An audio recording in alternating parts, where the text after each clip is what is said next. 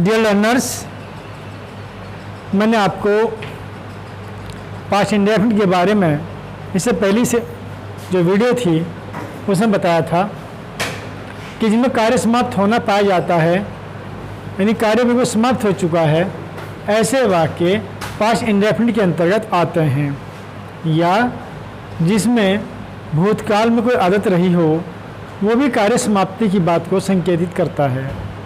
आज इसी भूतकाल की बात हम कर रहे हैं पास्ट कंटिन्यूअस में। पास्ट कंटिन्यूअस में कार्य के शुरू करने की अवधि दी हुई नहीं होती, कार्य लगातार भूतकाल में जारी रहता है। तो जैसे देखें हम इसकी पहचान क्या होती है।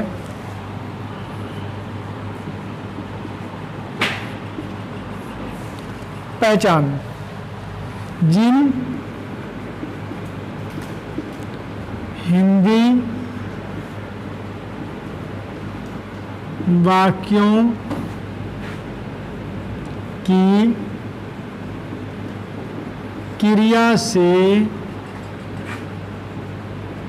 भूतकाल में कार्य जारी रहने की दशा पाई जाए, ऐसे वाक्य पास्ट कंटिन्यूअस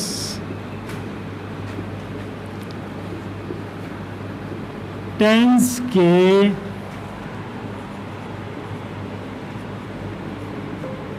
अंतर्गत आते हैं। इसमें तीन बातें हैं जो विशेष तौर से पाई जाती हैं। नंबर एक, कार्य लगातार जारी है, यह स्थिति प्रकट होती है।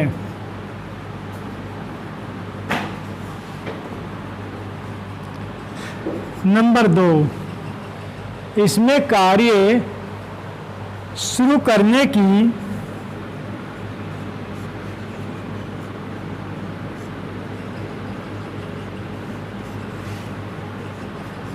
स्थिति या समय दिया हुआ नहीं होता, यानी ये प्रकट नहीं होता कि कार्य कब से चल रहा है।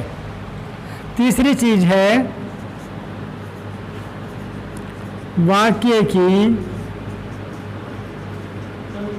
क्रिया में रहा था, रही थी, रहे थे शब्द आते हैं। अब जैसे अगर हम वाक्यों को लें,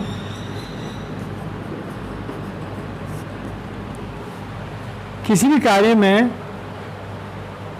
मैं गणित के प्रश्न हल कर रहा था, मैं गणित के प्रश्न हल कर रहा था,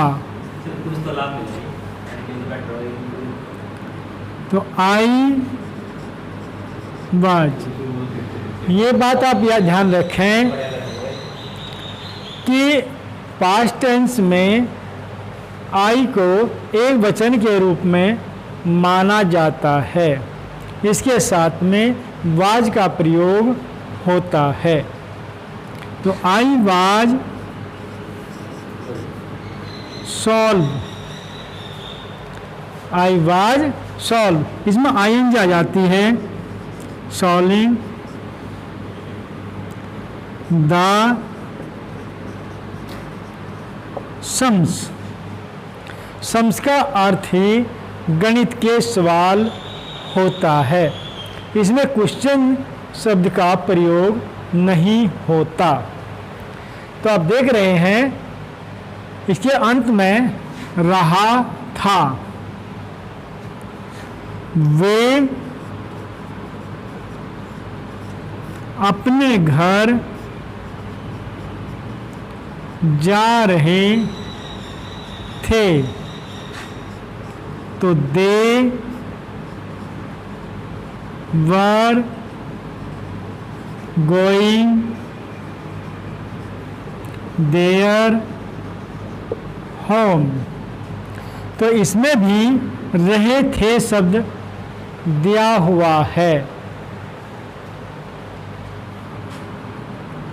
सीता गाना गा रही थी, तो इसमें रही थी कार्य समाप्त नहीं हुआ, गा रही थी, यानी कार्य भूतकाल में लगातार जारी था। तो Sita was singing a song. तो हम इस निष्कर्ष पर पहुंचते हैं कि एक वचन में वाज का प्रयोग, बहुवचन में वर का प्रयोग, वर्ब की फर्स्ट फॉर्म लगी हुई है, और इन सब में आईएनजी का प्रयोग किया गया है। तो अब अगर हम इसके नियमों की बात करें, ट्रांसलेशन के कौन से नियम होते हैं, तो हम देखिए, तो एक वचन कर्ता के साथ पहले सब्जेक्ट रखेंगे। मैं कई बार बता चुका हूं कि कोई भी नाम स्त्री का हो या पुरुष का हो, किसी शहर का हो, ही, सी, इट, दिस, दैट, और इसमें आई भी शामिल हो जाता है, ये एक वचन में काउंट होते हैं। ये साथ में वाज का प्रयोग प्लस वर्ब की फर्स्ट फॉर्म, उसमें आईएनजी प्लस ऑब्जेक्ट लगता है। अगर बहुवचन है, बहुवचन में सब्जेक्ट प्लस वर, वर्ब की फर्स्ट फॉर्म, उसमें आईएनजी प्लस ऑब्जेक्ट लगता है। तो मैं आपको इसमें कुछ वाक्य बता रहा हूँ जिन्हें आप ट्रांसलेशन की कसौटी पर देख सकते हैं कि ये कैसे बने हैं और इनमें ये नियम किस प्रकार से लागू रहे हैं।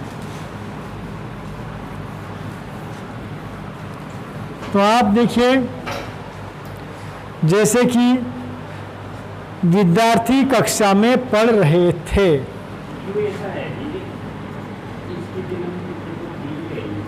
विद्यार्थी कक्षा में पढ़ रहे थे, तो the students were reading in the classrooms. तो विद्यार्थी कक्षा में पढ़ रहे थे, कक्षा का मतलब वैसे तो आमतौर से क्लास यूज कर लेते हैं, लेकिन क्लासरूम के बजाय हम लोग जो हैं क्लास रूम यूज करें क्लास के बजाय, तो ज़्यादा उचित रहता है। मेरा भाई समाचार पत्र पढ़ रहा था। मेरा भाई समाचार पत्र पढ़ रहा था। अब ये एक वचन है और उस एक वचन में माई ब्रदर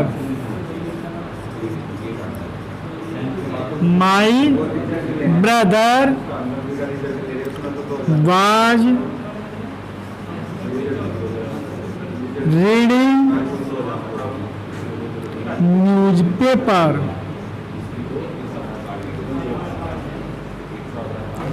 देखिए, एक बात ध्यान रखने की है, भाई अगर वो रियल ब्रदर है तो ये लगेगी, अगर चचेरा भाई है तो कजन लगेगी, अगर मोहल्ले पड़ोस का भाई है तो फिर ब्रदर लगती है, BRETHER। फिर वहाँ पर ब्रोदर नहीं लगती। केवल सगे भाई के लिए ही ब्रोदर का प्रयोग किया जाता है। मोहल्ले पड़ोस के लिए ब्रदर BRETHER का प्रयोग किया जाता है। वे नदी में तैर रहे थे। वे नदी में तैर रहे थे। तो they were swimming in the river. देखिए यहाँ पर एक तो ये रहा है कि स्विम में डबल M हो गया है ING जोड़ने पर।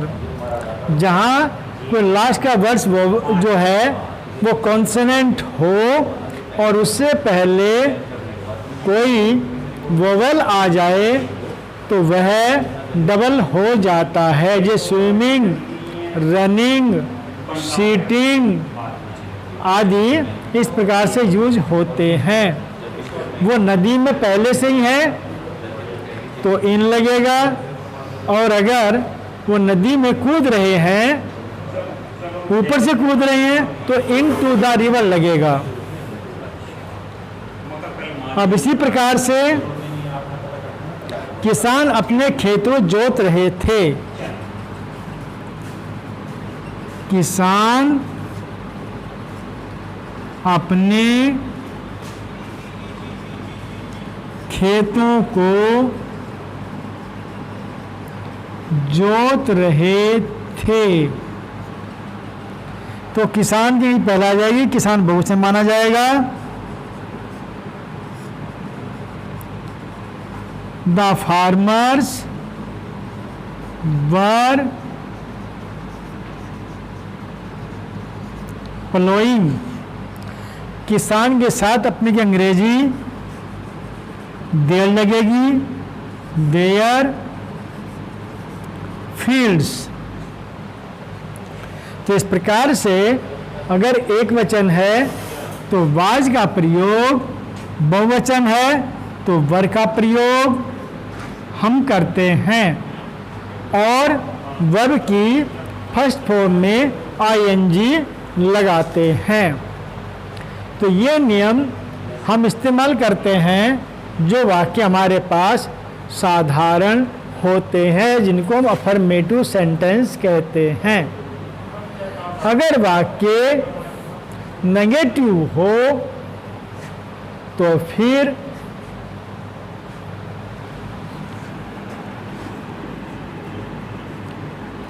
यहाँ पर सब्जेक्ट प्लस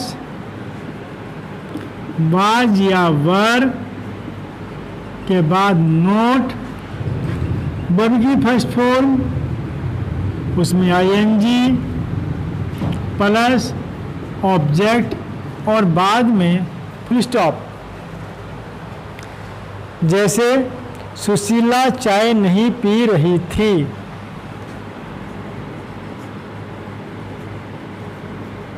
सुशीला चाय नहीं पी रही थी। तो ये एक वचन है, तो Sushila was not taking tea. तुम सेब नहीं खरीद रहे थे। तुम सेब नहीं खरीद रहे थे। तो इसमें भी ये बहुवचन का वाक्य है,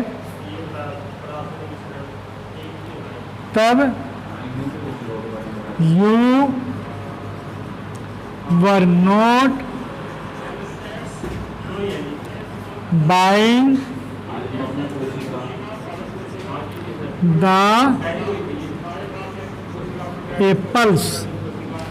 यहाँ पर कोई या तो यानी कि एक ही सेब की बात हो रही हो, तो सेब जो है बहुत सारे भी हो सकते हैं, इसलिए यहाँ पर द एप्पल्स का प्रयोग किया गया है। मैं अपना काम नहीं कर रहा था। मैं अपना काम नहीं कर रहा था। तो I was not doing my work. आप ये बात ध्यान रखें, आई के साथ अपनी अंग्रेजी माई आती है। ये यू के साथ योर, सी के साथ हर, दे के साथ देयर, वी के साथ अवर लगती है। चपरासी घंटा नहीं बजा रहा था। चपरासी घंटा नहीं बजा रहा था। तो चपरासी एक वचन है। The peon was not ringing the bell. तो इस प्रकार से हम नेगेटिव वाक्यों को ट्रांसलेट कर सकते हैं। अब अगर हम आगे चलें, इसमें वो है प्रश्नवाचक वाक्य। तो प्रश्नवाचक वाक्यों में मैंने पहले बताया है कि दो प्रकार से होते हैं। प्रश्नवाचक में नंबर एक, क्या शुरू में होने पर,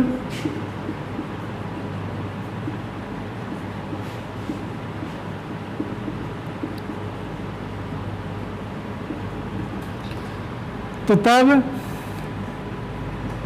वाज और वर पहले लगाएंगे, फिर सब्जेक्ट लगाएंगे, फिर नोट अगर है, फिर वर्ब की वही फर्स्ट फॉर्म, उसमें आईएनजी प्लस ऑब्जेक्ट और बाद में क्वेश्चन मार्क का प्रयोग करते हैं। जैसे क्या वे घूम रहे थे?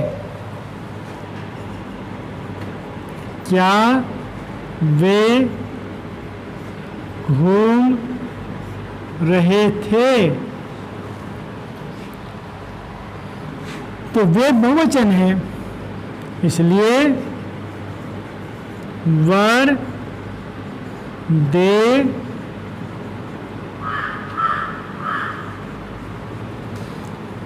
वंडरिंग। यहाँ पर वंडरिंग शब्द का इस्तेमाल किया गया है। अगर चहलकदमी कर रहे हों तो स्ट्रोलिंग, और जब घूमने वाली बात आई है तो वो हो सकता है कि बेकार में समय बर्बाद कर रहे हो, तो जहाँ बेकार में समय बर्बाद हो तो वहाँ पर लोटरिंग शब्द, और वैसे ही आप ढूंढ रहे हो किसी चीज़ को तब घूम रहे हो तो वंडरिंग शब्द इस्तेमाल करते हैं, और चहलकदमी कर रहे हो तो स्टॉलिंग, और सामान्य रूप से चल रहे हैं तो वॉकिंग शब्द का इस्तेमाल किया जाता है। आमतौर से बच्चे सोच लेते हैं कि घूमने की अंग्रेजी, और ये भी ध्यान रहे अगर पृथ्वी अक्ष पर घूम रही है तो मूविंग आएगी, अगर बस चल रही है तो बी मूविंग आएगी, और अगर आदमी या कोई चीज़ वैसे ही राउंड लगा रही है तो वंडरिंग उसके लिए प्रयोग किया जाता है। इसी प्रकार से क्या तुम अपना कार्य नहीं कर रहे थे? इस वाक्य में नेगेटिव भी है और क्या भी दिया हुआ है, तो ऐसे में were you not doing your work. तो इस प्रकार से हम इसका इस्तेमाल कर सकते हैं, यानी अगर शुरू में दिया हुआ हो क्या शब्द तो तब हम वाज या वर वाक्य के शुरू में लगाएंगे। हाँ, अगर कहाँ, क्यों, कब, कैसे, किसको, कितना शब्द दिया हुआ हो तो तब देखिए आप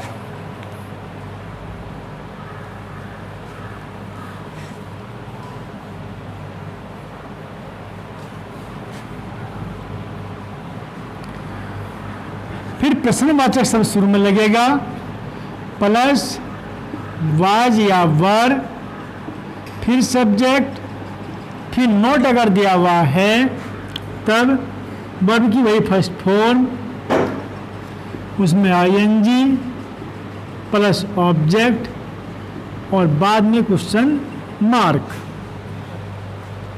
जैसे कि वह उसको क्यों सता रहा था, वह उसको क्यों सता रहा था। तो क्यों का अनुवाद सबसे पहले लगाना होगा, तो वाई, वह एक वचन है तो वाई ही, फिर सता रहा, तो सता रही की अंग्रेजी क्या होती है, लेकिन भाई के बाद पहले वाज लगाएंगे, वाई वाज ही टीजिंग। सताने की अंग्रेजी आमतौर से टीजिंग होती है। वह क्यों सता रहा था, किसको, उसको, तो टीजिंग हिम ये यहाँ पर लगेगा। इसी प्रकार से तुम्हें कल कौन बुला रहा था, तुम्हें कल कौन बुला रहा था, तो इसमें कौन शब्द लगा है जो प्रश्नवाचक है, तो इसका अनुवाद शुरू में लगेगा हु। अब यहाँ पर रहा था, रहे थे नहीं, तुम्हें कल कौन बुला रहे थे, बुला रहा था, तो हु वॉज कॉलिंग यू, कब, यस्टरडे।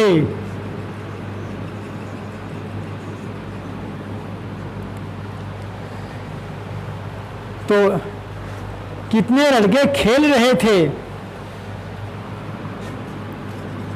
कितने लड़के खेल रहे थे? तो इसमें प्रश्नवाचक के लिए कितने शब्द आ गया है? कितने? तो यदि कहीं पर कितने, कितना शब्द दिया गया हो तो उसके बाद में हमेशा ही कोई नाउन होता है, और जब नाउन होता है तो आपको ध्यान ये रखना है नाउन में कि वो नाउन इसके साथ ही जुड़ेगा। तो हाउ मैनी, कितने आ गया? लड़के। How many boys were playing. How many boys were playing. तो आपको ध्यान में रखना है कि कितना शब्द के साथ में जो नाउन होगा उसका अनुवाद भी इससे pहले ही लगेगा। जैसे वह कितना दूध पी रही थी, वह कितना दूध पी रही थी। तो यहां पर भी कितना दूध, तो इसका अनुवाद how much milk was, how much milk was she drinking. तो याद रखिए जहां पर कोई संख्या वाचक शब्द हो, जहां संख्या संभव हो कि गिनी जा सकती है, तो वहां पर हाउ मच का प्रयोग किया जाता है। और जहां पर कोई पदार्थवाचक हो, जिसके केवल मात्रावाचक कह सकते हैं, जिसको कितना पानी, कितना दूध, कितना कुछ भी इस प्रकार का हो सकता है, तो उसके लिए हाउ मच का प्रयोग किया जाता है। तो यहाँ पर कितना दूध है, तो इसलिए हाउ मच मिल्क। यहाँ पर संख्या बच्चों कितनी हो सकती है, गिनती हो सकती है, कितने लड़के हैं, इसलिए बॉय शब्द का इस्तेमाल इसके साथ में किया गया है। तो डियर लर्नर्स, आप ध्यान दें कि इस प्रकार से यदि आप वाक्यों को तैयार करेंगे या ट्रांसलेट करने का प्रयास करेंगे तो निश्चित तौर से आपकी गलतियां कम होंगी।